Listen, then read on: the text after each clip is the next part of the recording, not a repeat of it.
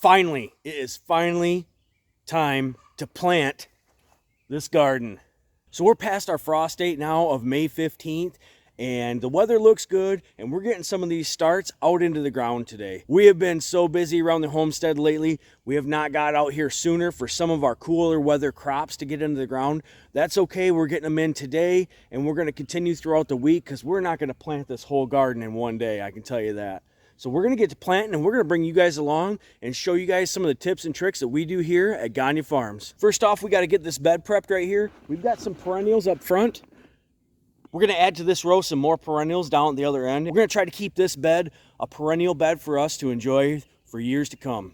So first off, we're gonna get rid of our Reaper plant that for whatever reason I could not let go of. I just had to leave it in the ground all winter long. So we're gonna rake this bed out, get compost on it, get some fertilizer on it, and start planting. We're gonna explain why we're planting things, where we're planting them, and the reason behind it. So stay tuned, follow along, and find out what we're planting in this bed right here. So last weekend we got in here with the rototiller, and I just went through the aisleways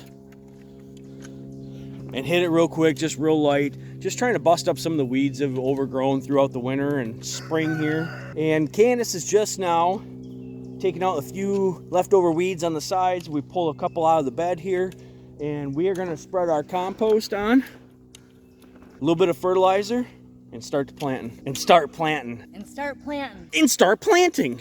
And start planting.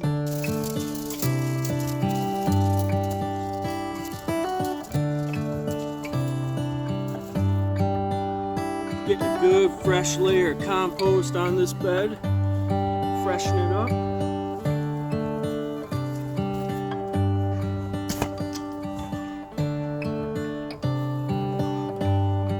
One of the best things that we've found for our garden here is to use as much compost as possible. We're lucky enough to have chickens, and I actually get grass clippings from some people at work. So we make our own compost here at Gagne Farms. It can get super expensive if you're just trying to buy compost from the store. But if that's all you can do, I suggest putting the money into it because it will hands down help your garden tremendously. Years ago, we didn't use compost like this, and our gardens really struggled. So after I switched to using all organic compost, this thing is taking off like gangbusters.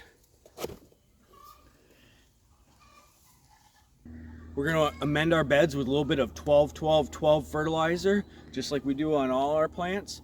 And then we're going to shape this bed out and start planting.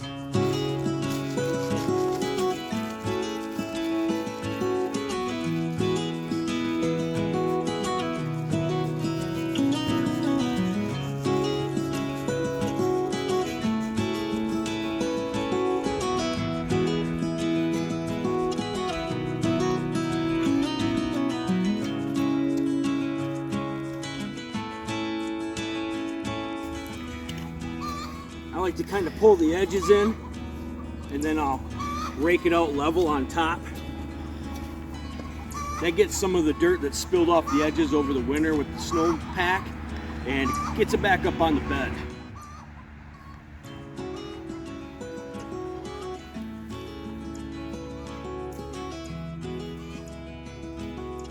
Candace is down here, and she is planting dianthus, and we have several different varieties of dianthus, and we're putting them in our perennial bed here so we can enjoy them for years to come. We actually started these dianthus a little bit early, and we're a little bit late of getting them in the ground, so they are really leggy. But we're putting them in the ground regardless, and we're going to see what they do in about a week or so. If for some reason they don't take, we'll use this garden space for something else. We're trying to make this bed here a bed of perennials, so we have something that we don't have to plant every year and every spring. We can always enjoy it, and we can use it as our cut flowers as well. This is something that we should have probably done years ago, but we're just now getting to. It's okay. It's never too late to start this stuff. You know, kind of like a tree, the best time to plant it is yesterday or last year or 10 years ago. Same thing with perennials. We're just getting to it. I'm really looking forward to what this is going to offer us in the years coming up.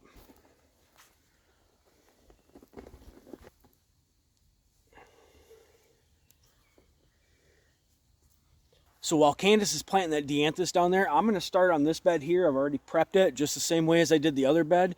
And I'm going to put lettuce down here. I put it down to this end of the garden because there's a little bit more shade. And this lettuce really did good at this end of the garden last year. So I'm going to make sure that we do it again like that. We actually cut on this lettuce all last year. It didn't get bitter at all. It didn't bolt on us until real late in the season. I kind of quit cutting it. What I've got here is a mix of Salanova lettuce. I have green butter Salanova and red butter Salanova. And then we have red leaf lettuce and green leaf lettuce. I've got some spinach here as well. That's what I used for my salad mix last year, and it was wonderful. So last year I didn't really know how well the Salanova lettuce was going to grow, but it was spectacular. And not only was it really great tasting, but it kept in the fridge for a long time. Way longer than any kind of store-bought head of lettuce or bag of pre-cut lettuce that you get in a store.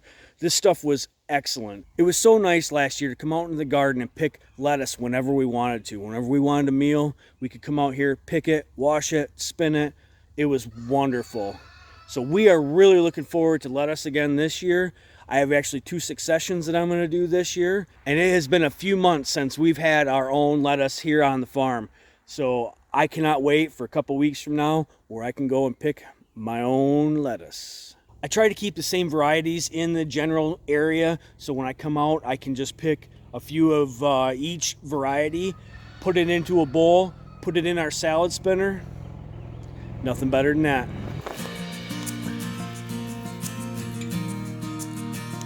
Green Salanova.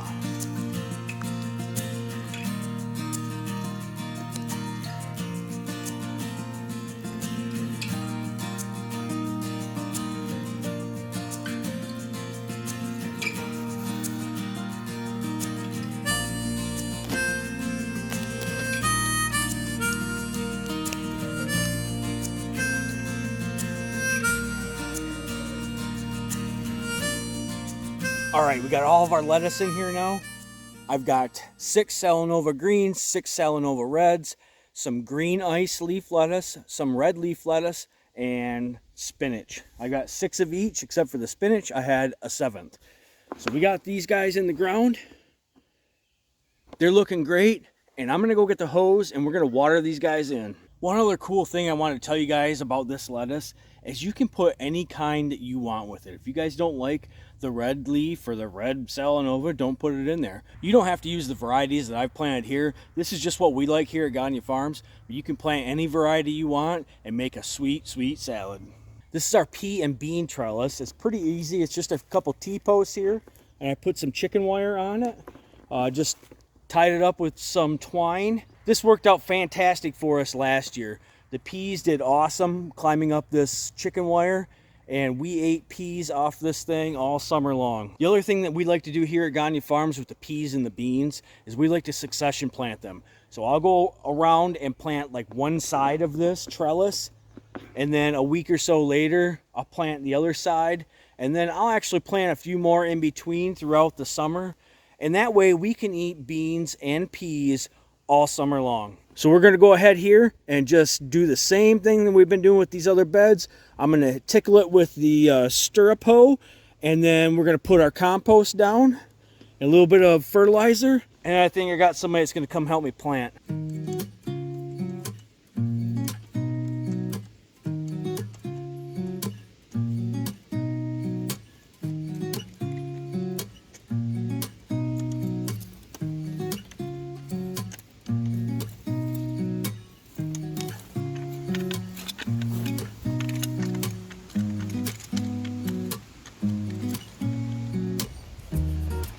So as you can see here, I've also kept that chicken wire up about 3 inches from the ground.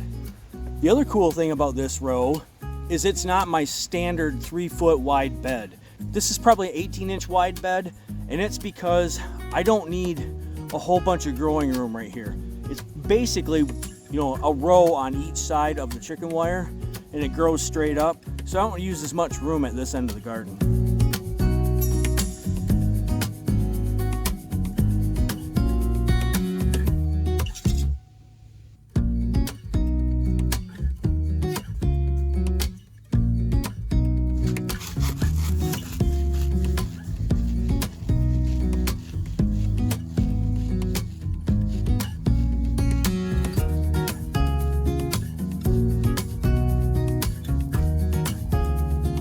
Candace is starting to plant our Lysianthus that we have here, and we started these in January.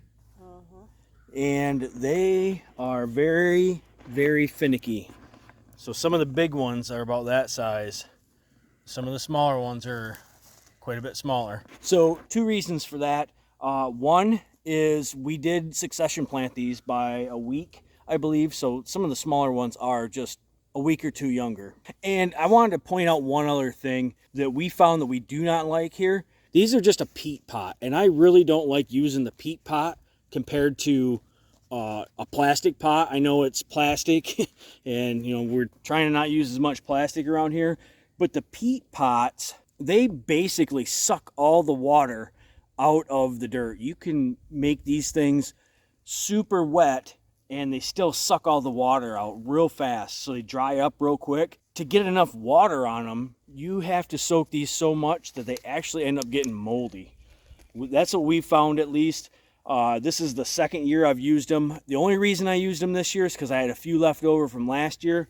I figured we'll give it another shot in the basement where we were doing our grow area, and I thought, well, maybe it would be a little bit better. It's not. I know lots of people out there use the peat pots. I just don't personally like to use them, and that is why. The plastic pots don't suck up the water as bad, and they don't get moldy at all. So it's a lot easier to keep the plant moist while it's starting out. So about the Lysianthus, they are really beautiful when they bloom out and grow. But we might not be doing them anymore. I haven't completely made up my mind, but it's a lot of work, and a lot of them die off. Yeah, the Lysianthus are really nice when they're in full bloom in the summer, but they are so finicky to get going. We probably started twice as many that we've actually got to plant in the ground, but we actually planted twice as many as we did last year. So if we're doubling what we did last year, we're at least headed in the right direction. Wow, it's getting hot out here, and this is the prime area right here in our garden where it gets full sun all day long. So what better thing to plant than our hot peppers? Yep, you've heard it here first, folks. We've got our hot peppers here. They are looking amazing. If you followed along with us starting these from seed, they all did really good. So we are going to get these guys in the garden because they need more sun than I can provide in the basement for them. So we're going to start planting these guys out. I've got a whole bed here ready to go. Candace is making some markers for me because I have so many different varieties this year that I want to make sure that we don't forget what we plant where. Well, these guys are definitely ready to go into the ground. Look at the root system on this. This is a yellow Scotch bonnet pepper, and it is looking fantastic. Look at that. That's a 18 inches long root just off the end of this thing.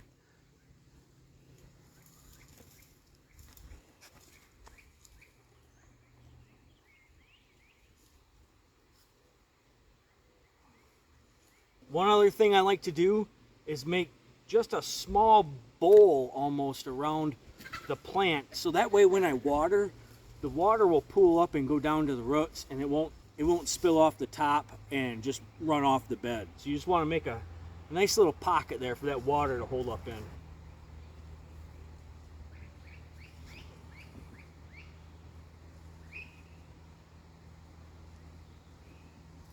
All right, just finished up planting all my super hots. We've got jalapenos, we've got habaneros, we've got mystery peppers, we've got reapers, and these are my 2 nice reapers that we started in January.